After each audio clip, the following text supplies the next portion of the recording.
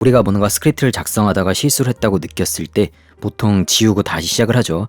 그런데 단축키가 있습니다. 컨트롤 Z를 누르면은 뒤로 가기가 되고요. 컨트롤 Shift Z를 누르면은 앞으로 가기가 됩니다. 굳이 지우고 다시 시작하지 않고 그냥 단축키를 통해서 왔다 갔다 할 수가 있는 거죠. 우리가 엄청 많은 스크립트를 코딩을 하다가 필요 없는 부분이 있어서 잠시 적용이 안 되게 하려고 그래요. 그럼 우리가 보통 주석을 적용하면 됩니다. 자, 그때 주석을 잠시 적용하는 아주 쉬운 단축키가 있습니다. 컨트롤 슬래시를 누르면 됩니다. 그럼 이렇게 주석이 적용이 되고요. 네, 아주 편한 점은 내가 주석을 적용하고 싶은 줄에 커서가 어디 있어도 상관없습니다. 아무데나 두는 거예요. 커서를 아무데나 선택을 하고 그 줄에서 컨트롤 슬래시를 누르면은 주석 처리가 되는 겁니다. 자, 그러면 주석을 적용해다 다시 푸는 거는 그냥 또 컨트롤 슬래시를 누르면 이렇게 풀립니다. 너무 편하죠. 그냥 컨트롤 슬래시만으로 적용하고 푸는 거를 동시에 진행하면 되는 겁니다. 아니면은 마우스로 쭉 끌어갖고 내가 주석 적용하고 싶은 분들을 쭉 끌어서 컨트롤 슬래시를 누르면은 한 번에 주석이 적용되는 것도 할 수가 있고요. 역시 푸는 것도 다시 컨트롤 슬래시를 누르면은 자동으로 풀립니다.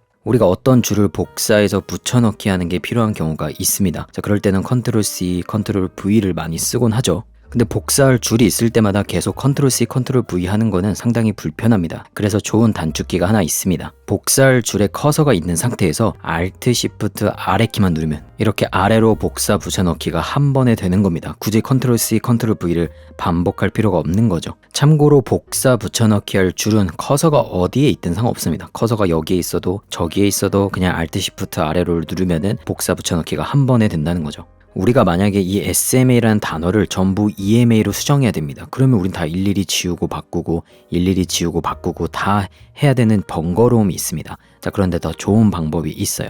우리가 선택하려는 단어를 먼저 드래그를 하고요. 그런 다음에 컨트롤 D를 누르면은 저 SMA와 동일한 단어가 선택이 됩니다. 또 누르면 선택이 되고요. 또 누르면 다 함께 선택이 되고요. 다시 누르면 계속 똑같은 단어가 선택이 돼서 이제 한 번에 우리가 지우고 이렇게 EMA로 수정을 할 수가 있는 겁니다. 자, 만약에 close라는 단어가 있으면은 단어를 선택한 다음에 컨트롤 D 누르면 다 함께 선택, 또 누르면 다 함께 선택이 되는 겁니다. 그리고 한 번에 수정을 할 수가 있다는 거죠.